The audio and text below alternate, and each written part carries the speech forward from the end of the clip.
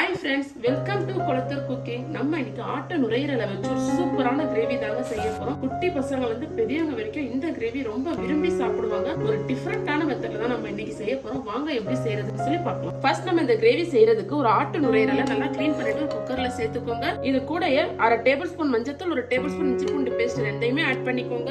இப்ப குக்கரை மூடிட்டு இது 5ல இருந்து 6 விசில் வரைக்கும் வேக வச்சு எடுத்துக்கலாம். வாங்க நம்ம இந்த ஆட்டு ஈரல் வேகிறதுக்குள்ள நெக்ஸ்ட் என்ன பண்றது சொல்லி பார்த்தலாம். இப்ப இந்த டிஷ்ஷுக்கு தேவையான ஒரு மசாலா ரெடி பண்ணிக்கலாம். 2 தேங்காய் துண்டு, 1/2 டேபிள் ஸ்பூன் சோம்பு, ஒரு பச்சை மிளகாய், 1 டேபிள் ஸ்பூன் கசகசா, இது எல்லாமே ஒரு மிக்ஸி ஜார்ல ஆட் பண்ணிக்கோங்க. இது ஒரு பேஸ்டா அரைச்சு எடுத்துக்கலாம். வாங்க இப்ப நம்ம அரைச்சிட்டு வந்தாச்சுங்க. இந்த மாதிரி நல்லா பேஸ்டா அரைச்சு எடுத்துக்கோங்க. இப்ப 6 விசில் வந்துச்சுங்க. நம்ம மூடி ஓபன் பண்ணிடலாம்.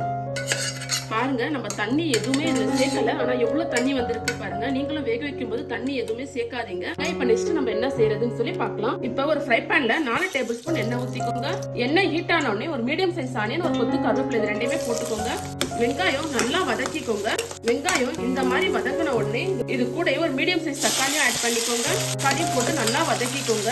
இப்ப தக்காளியும் நல்லா வதக்கிடுச்சுங்க. இது கூடயே 1 டேபிள் ஸ்பூன் உப்பு, 1 டேபிள் ஸ்பூன் மிளகாத்தூள், இது ரெண்டையும் ஆட் பண்ணிக்கலாம். இது ரெண்டையுமே போட்டு நல்லா கலந்து விட்டுக்கோங்க. இப்ப நம்ம மஞ்சத்தூளும் இஞ்சி பூண்டு பேஸ்டும் ஆட் பண்ணலைங்க. ஏன்னா நம்ம ஈரல் வேக வைக்கும் போது அது ரெண்டையுமே போட்டு வேக வச்சுட்டோம். இப்ப இது கூடயே நம்ம ஏற்கனவே வேக வச்சிருக்க ஈரல் ஆட் பண்ணிப்போம். இந்த ஈரல் கூடயே 1/4 கிலோ கத்திரிக்காவை இந்த மாதிரி சின்ன சின்னதா கட் பண்ணி வச்சிருக்கேங்க. இதையும் ஆட் பண்ணிக்கலாம். இது ரெண்டையுமே நல்லா அந்த மசாலா கூட கலந்து விட்டுக்கோங்க. கத்திரிக்காவை போட்டு ஈரல் கூட செய்யறாங்களே சொல்லி யோசிக்காதீங்க. கத்திரிக்காய் போட்டு ஒரு தடவை செஞ்சு பாருங்க, ரொம்ப சூப்பரா இருக்கும். நீங்க ஒரு தடவை செஞ்சு பாருங்க, அப்புறம் அடிக்கடி இந்த மாதிரி மட்டும் தான் செய்வீங்க. ஏன்னா அவ்வளவு அட்டகாசமா இருக்கும் டேஸ்ட்.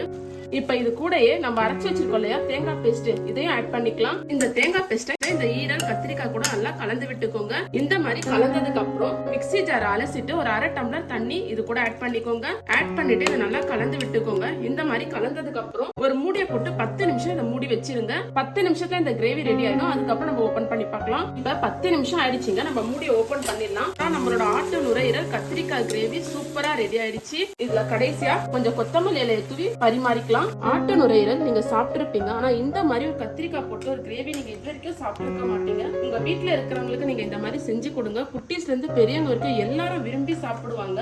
நீங்களும் இந்த மாதிரி செஞ்சு பார்த்துட்டு எப்படி வந்துச்சுன்னு கமெண்ட்ல சொல்லுங்க. நம்ம சேனல் சப்ஸ்கிரைப் பண்ணிக்கோங்க. அப்படியே நம்ம பேஜை ஃபாலோ பண்ணிக்கோங்க. தேங்க்யூ.